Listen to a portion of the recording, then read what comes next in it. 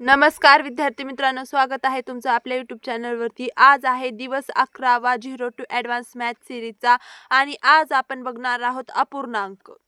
पहा विद्यार्थी मित्रांनो, आपण जी 0 टू ॲडव्हान्स मॅथ सिरीज सुरू केलेली आहे त्यामध्ये दिवस दुसऱ्यामध्ये संख्यांचे प्रकार पाहिले होते। वास्तव संख्या, आभासी संख्या, जटिल संख्या, परिमेय, अपरिमेय हे सगळं काही पाहिलं होतं आणि मी तुम्हाला सांगितलं होतं की तुम्हाला अपूर्णांक हा जो प्रकार आहे संख्येचा तो आपण सेपरेट व्हिडिओमध्ये शिकवणार आहोत। तोच आज आपण इथं घेत आहोत। तर तुम्हाला हे सगळे जर तुम्ही पाहिलं नसेल तर नक्की आपल्या चॅनलवरती जाऊन पहा। याच्या सर्व डेफिनेशन उदाहरण देऊन मी हे तुम्हाला खूप छान शिकवलेलं आहे। तर आपल्या चॅनलवरती एक प्लेलिस्ट आहे 0 टू ॲडव्हान्स मॅथ म्हणून, त्यामध्ये आपण सर्व बेसिक मॅथ शिकवत आहोत आणि आज आहे आपला दिवस 11वा आणि आज आपण अपूर्णांक आणि त्याचे सर्व प्रकार पाहणार आहोत। तर चला आपण आजच्या व्हिडिओला सुरुवात करूया। अपूर्णांक, तर बघा अपूर्णांकला इंग्रजीमध्ये काय म्हणतात, फ्रॅक्शन म्हणतात आणि 2/3 या संख्येतील 2 ला अंश म्हणजे न्यूमरेटर म्हणतात। इंग्रजीमध्ये अंशला काय म्हणतात, न्यूमरेटर, आणि 3 ला छेद म्हणजे डिनॉमिनेटर म्हणतात। समजलं। आणि अपूर्णांकामध्ये अशी संख्या असते, अंश असतो त्यात आणि त्या खालचा जो असतो तो छेद असतो। याला कसं वाचायचं, 2/3 असं आपल्याला याला वाचायचं आहे। समजलं। आता अपूर्णांकाचे काही प्रकार आहेत, जसं की छेदाधिक अपूर्णांक। आता छेदाधिक अपूर्णांक म्हणजे काय, खूप सोपं आहे। याला इंग्रजीमध्ये काय म्हणतात, प्रॉपर फ्रॅक्शन म्हणतात। काय म्हणतात, प्रॉपर फ्रॅक्शन म्हणतात। तर बघा छेदाधिक अपूर्णांक म्हणजे काय, तर लिहून घ्यायचं असेल तर तुम्ही लिहून घ्या। अपूर्णांकामध्ये छेद हा अंशापेक्षा मोठा असेल तर त्याला छेदाधिक अपूर्णांक असे म्हणतात।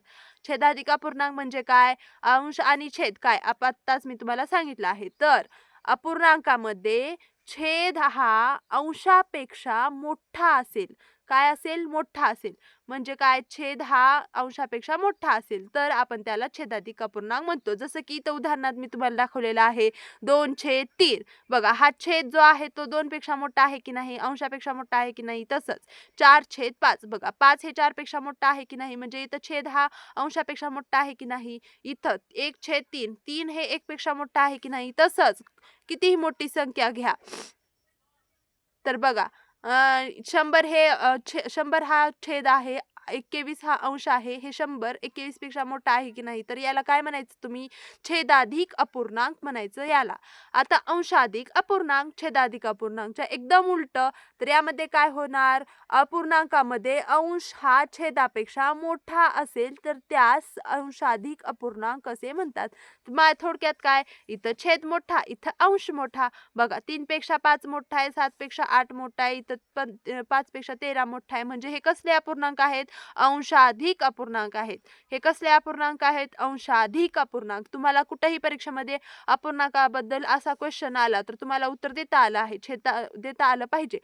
छेदाधिक अपूर्णांक छेद मोठा, ह्याच्यातच आहे व्याख्येतच, म्हणजे बघा त्या शब्दातच आहे।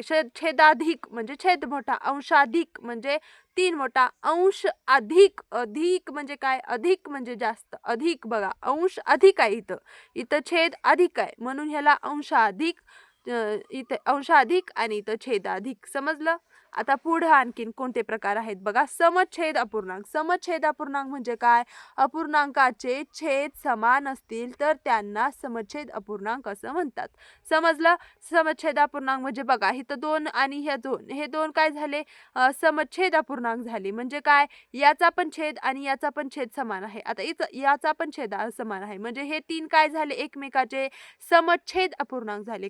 समछेद अपूर्णांक म्हणजे काय, 2 3 4 असे अपूर्णांक संख्या दिल्या असतील आणि त्यांचा छेद समान असेल तर त्याला आपण काय म्हणायचं, समछेद अपूर्णांक। तर एक लक्षात ठेवा, समछेद अपूर्णांकाची बेरीज किंवा वजाबाकी करताना फक्त त्यांच्या अंशाची बेरीज किंवा वजाबाकी होते, छेदाची वजाबाकी बेरीज होत नाही, म्हणजे छेद जशाचा तसा राहतो। जसं की मी इथं तुम्हाला उदाहरण दिलेलं आहे, जर 4/3 अधिक 8/3 आहे। आता या हे कसले अपूर्णांक आहेत, समछेद अपूर्णांक आहेत, कारण याचा छेद जो आहे तो सारखा आहे, समान आहे, 3 3 आहे। तर ह्याचं गणित कधीही सोडवताना बेरीज असो वजाबाकी असो काही गुणाकार भागाकार, तर बेरीज वजाबाकीमध्ये काय होतं, तर फक्त अंशाची बेरीज होते. मग जसं की इथं 4 अधिक 8 आहे, तर फक्त अंशाची बेरीज करायची आहे आपल्याला आणि इथं लिहायचं आहे आणि छेद जसाचा तसा म्हणजे 3ला 3च छेद राहतो आणि इथं शेवटी मी सोडवलेलं आहे 3 चौक 12. तर हे आपलं उत्तर आलेलं आहे. कुठलीही संख्या असू द्या, आता वरी इथं 7/2 हे पण समछेद अपूर्णांक आहे 2. आपण हे सोडवून बघू, याची वजाबाकी करून बघू. 7/2 वजा 5/2.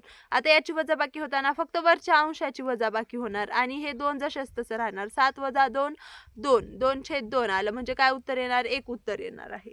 समजलं तुम्हाला समच्छेद अपूर्णांक म्हणजे काय? समच्छेद अपूर्णांक खूप सोपा आहे. पुढे आपण आता सममूल्य अपूर्णांक बघूया. आता सममूल्य अपूर्णांक म्हणजे काय? कोणत्याही अपूर्णांकाचा अंश आणि छेद यांना समान संख्येने भागल्यास सममूल्य अपूर्णांक मिळतो. समजलं?